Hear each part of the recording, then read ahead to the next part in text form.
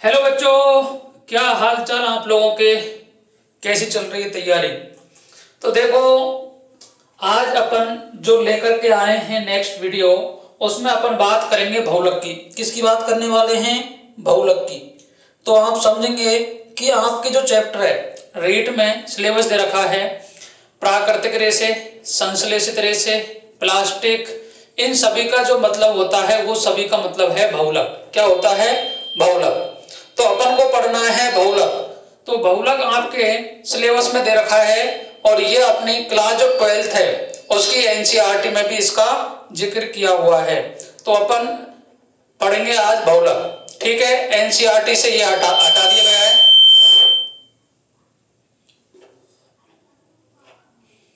तो बात करेंगे बहुलक की। तो बहुलक क्या होता है? तो सबसे पहले मतलब समझेंगे पॉलीमर। इंग्लिश में क्या बोलते हैं इसको? पॉलीमर। तो बहुलक का मतलब है कि इसका जो अणुभार होता है वो सर्वाधिक होता है, क्योंकि इसका जो निर्माण होता है वो 1 लाख इकाइयों से होता है। तो बहुलक की डेफिनेशन की बात करेंगे तो बहुलक क्या होते हैं बताओ? उच्च अणुभार वाले यौगिक जिनका निर्माण 1 लाख इकाइयों के मिलने से होता है बहुलक कहलाते हैं। आई बात समझ में? तो लिख लेंगे, क्या लिखने वाले हैं अपन? देखो, बहुलक की परिभाषा लिखेंगे, उच्च अणुभार वाले यौगिक जिनका निर्माण 1 लाख इकाइयों से होता है। 1 लाख इकाइयों से होता है, क्या कहलाते हैं? बहुलक कहलाते हैं। आई बात समझ में?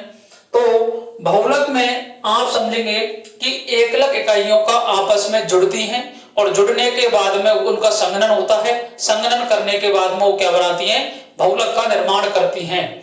अब देखो, बहुलक का निर्माण अलग अलग तरीके से हो सकता है। एक तो 1 लाख इकाइयां आपस में सीधे ही जुड़ जाएं, उससे बहुलक का निर्माण हो सकता है, या 1 लाख इकाइयां आपस में जुड़ेंगी, उसके बाद में उनमें से यदि जल का अणु निकल जाए, एल्कोहल निकल जाए, ईस्टर बॉन्ड बन जाए या पॉलीएमाइड बॉन्ड बन जाए, ये सारे तरीके से अपन बहुलक बना सकते हैं।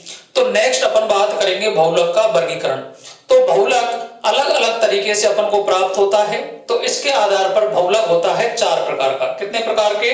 4 प्रकार के। तो बहुलक पहले होते हैं स्रोत के आधार पर। किसके आधार पर? स्रोत के आधार पर। दूसरा होता है संरचना के आधार पर। तीसरा होता है बहुलकन के आधार पर। और फोर्थ होता है आणविक बलों के आधार पर। कितने प्रकार का हो गया? 4 प्रकार का। तो सबसे पहले अपन बात करेंगे स्रोत के आधार पर। स्रोत का आधार है कि इनको कहां कहां से प्राप्त किया जाता है। उसके आधार पर यह 3 प्रकार का होता है, प्राकृतिक, अर्ध संश्लेषित और संश्लेषित। तो प्राकृतिक का मतलब है कि यह हमें प्रकृति से प्राप्त होता है तथा जीव जंतु एवं पौधों से प्राप्त होता है। तो देखो, प्रोटीन क्या है? एक प्राकृतिक बहुलक है जिसके निर्माण अमीनो अम्लों से होता है। किससे होता है? अमीनो अम्ल। अमीनो अम्ल का क्या है? ये बहुलक है प्रोटीन। पॉलीसेकेराइड किसका बहुलक है बताओ? मोनोसेकेराइड का। जैसे कार्बोहाइड्रेट ले लो, कार्बोहाइड्रेट में आप लेंगे ग्लूकोज, फ्रक्टोज के बहुलक होते हैं, वो पॉलीसेकेराइड कहलाते हैं। रबर जो आइसोप्रीन है, रबर आइसोप्रीन का बहुलक है। किसका बहुलक है? आइसोप्रीन का। तो मैं रबर बोलूं या आइसोप्रीन बोलूं, ये भी क्या है? प्राकृतिक बहुलक है। सिल्क हो गया, ऊन हो गई, स्टार्च हो गया, सेलुलोस हो गया, एंजाइम हो गया, हीमोग्लोबिन हो गया, ये सारे क्या है? प्राकृतिक बहुलक है। एक क्वेश्चन आपको देखने को मिलेगा, पिछली बार रीट में आया था कि निम्न में से प्राकृतिक बहुलक है, तो आपको करना है रबर। और रबर में क्या था? आइसोप्रीन। क्या था?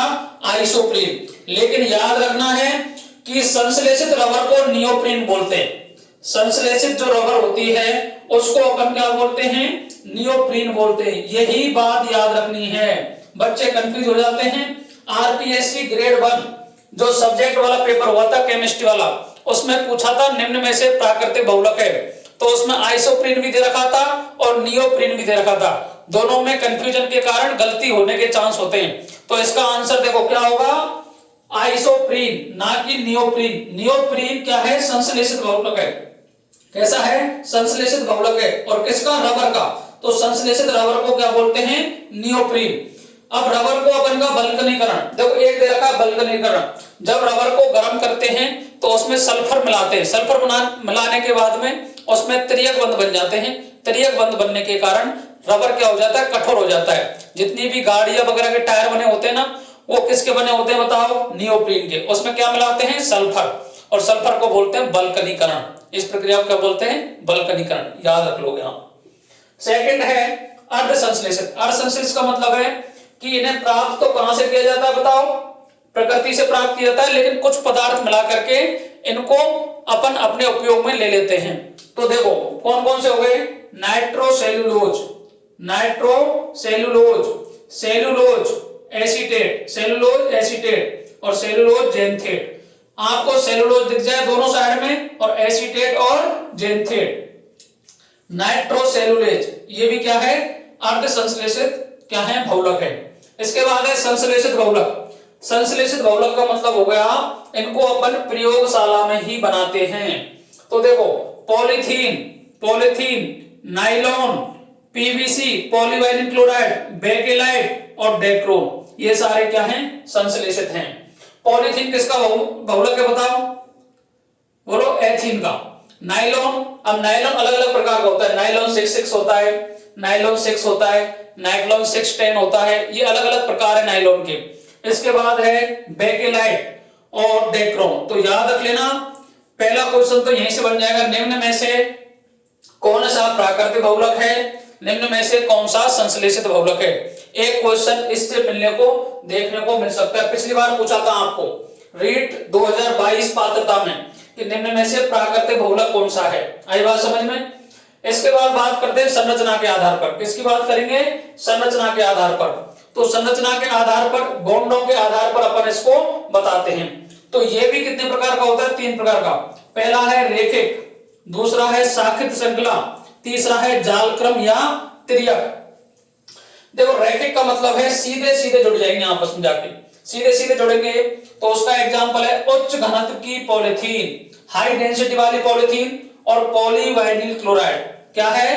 पॉलीवाइनिल क्लोराइड। ये सीधे घनत्व के साथ में जुड़, सीधे सीधे बॉन्ड बना करके जुड़ते हैं। जैसे देखो CH2 डबल बॉन्ड CH2 ये है, ये एथीन है।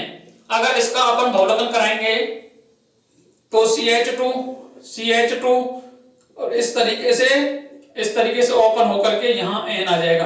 तो ये रैखिक बहुलक है। कैसा है? रैखिक बहुलक है। उसके बाद में शाखित श्रृंखला। शाखित श्रृंखला का मतलब है कि बॉन्डों के, जैसे ये तरीके से बॉन्ड बन रहे हैं, इस तरीके से बॉन्ड बन रहे हैं, इनके बीच में शाखा आ जाएंगी। ठीक है, शाखा बनने के साथ में कौन सा बनेंगे? शाखित श्रृंखला के। इसका एग्जांपल है निम्न घनत्व की पॉलीथीन। क्या है? निम्न घनत्व की पॉलीथीन। इसके बाद है जालक्रम त्रियक। जालक्रम त्रियक का मतलब है इसमें त्रियक बॉन्ड बनते हैं। जैसे ऐसे चल के ऐसे चलेगा और ये इस तरीके से क्रॉस बॉन्ड बना लेते हैं। क्रॉस बॉन्ड बनाएंगे तो उसे बोलते हैं त्रियक। और इसका एग्जांपल है बेकेलाइट और मेलामीन। क्या है? बेकेलाइट और मेलामीन। इसके बाद बात करते हैं बहुलकन के आधार पर। बहुलकन का मतलब है कि एकलक इकाइयां आपस में जुड़ करके बहुलक का निर्माण करती हैं। तो उसके आधार पर कितने प्रकार का होता है? 2 प्रकार का। पहला है योगज और दूसरा है संघनन।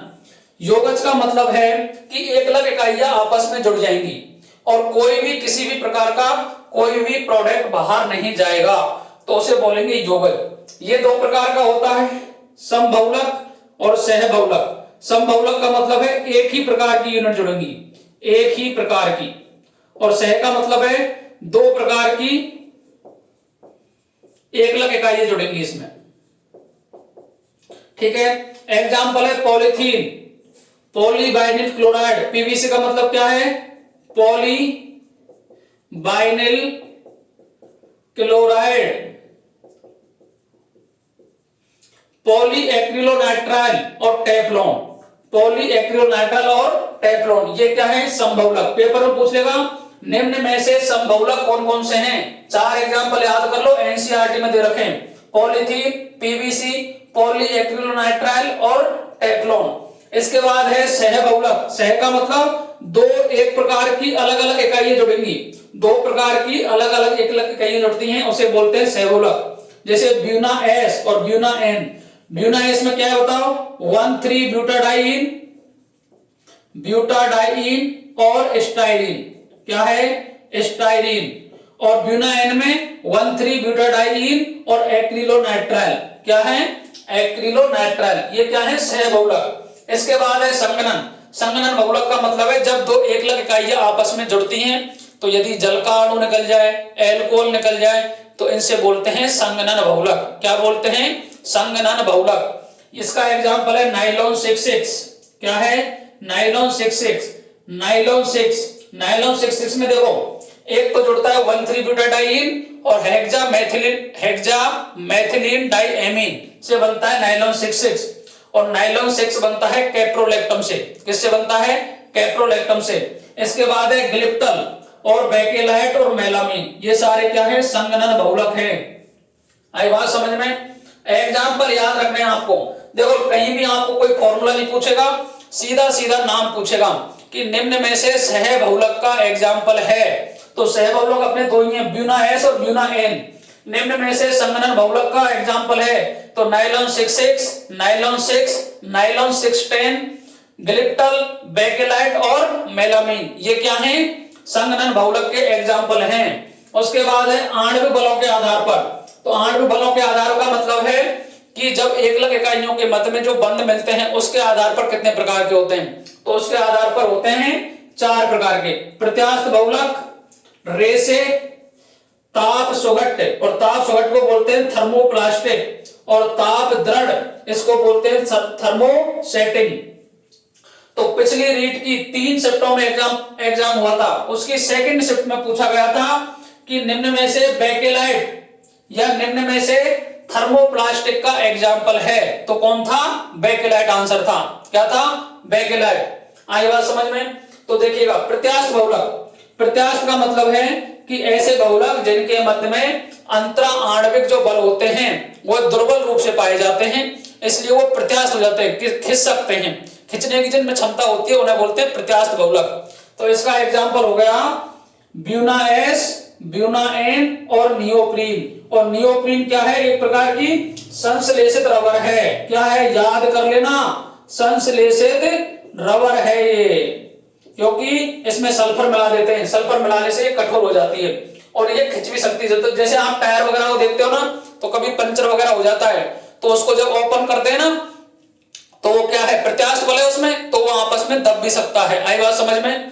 तो इसके एग्जाम्पल क्या हो गए, ब्यूना एस, ब्यूना एन और नियोप्रीन। इसके बाद है रेसे। रेसे में क्या होता है, ये धागे नुमा संरचनाएं होती हैं। जितनी भी जर्सी वगैरह बनी हुई होती हैं या कितने भी कोट हो गए सर्दियों के, वो किसके बने होते हैं, रेसों के बने होते हैं। तो प्रत्यास्थ बल होते हैं इनमें, इनके अंतर्गत अंतरा आणविक बल कठोर होते हैं। किसकी तुलना में, प्रत्यास्थ बहुलक की तुलना में। इसका एग्जाम्पल है नाइलॉन 66, पॉलीएस्टर या टेरिलीन। इसके एग्जाम्पल क्या हो गए, नाइलॉन 66 या टेरिलीन। इसके बाद वेरी वेरी इंपॉर्टेंट बीबीआईपी पेपर में पूछा गया है ताप सुघट्ट और थर्मोप्लास्टिक। ताप सुघट्ट का मतलब है कि जब आप इनको गर्म करोगे तो ये नरम हो जाते हैं, उसके बाद में इनको किसी भी आप संरचना में डाल सकते हो। जैसे पॉलिथीन हो गया, बोतल हो गई पानी की, ये क्या है, थर्मोप्लास्टिक है। इनको बार बार गर्म करोगे आप, जिस आकार में डालना चाहो उसी में ये ढल जाती हैं। तो देखो इसके एग्जाम्पल देखो, पॉलीथीन, पॉलीस्टाइरीन, पॉलीवाइनिल क्लोराइड, ये क्या हो गए इसके एग्जाम्पल। इसके बाद है ताप दृढ़ बहुलक। ताप दृढ़ का मतलब है कि इनको यदि आपने एक बार गर्म करके जिस संरचना में डाल दिया उसके बाद में इनकी संरचना को चेंज नहीं कर सकते, अर्थात ये ताप के प्रति दृढ़ होते हैं, इसलिए इन्हें क्या बोलते हैं, ताप दृढ़ बहुलक। इसका एग्जाम्पल है बेकेलाइट, यूरिया, फॉर्मएल्डिहाइड, रेजिन। तो आपको याद रखना है बेकेलाइट किसका एग्जाम्पल है, थर्मोसेटिंग का। यदि आपको पेपर में पूछ ले अंतरा आणविक बलों का क्रम क्या है, तो सबसे ज्यादा बल पाए जाते हैं ताप दृढ़ में, उसके बाद में रेसे में, उसके बाद में ताप सुघट्ट में, और सबसे कम पाए जाते हैं प्रत्यास्थ बहुलक में। इस तरीके से आपको बहुलक में से एग्जाम्पल पूछे जाएंगे। एक क्वेश्चन वेरी वेरी इंपॉर्टेंट आपके पेपर में आने वाला है, कोई भी शिफ्ट ऐसी नहीं जाएगी जिसमें आपको प्राकृतिक रेत से, संश्लेषित रेत से, प्लास्टिक से क्वेश्चन नहीं पूछा जाए, और क्वेश्चन आएगा इसी से पूरा। ये जो टेबल दे रखी है आपको, इनमें से आपको पेपर में देखने को मिल जाएगा। आज के लिए रखते हैं यहीं तक। Thank you very much. Radhe Radhe, जय श्री कृष्ण।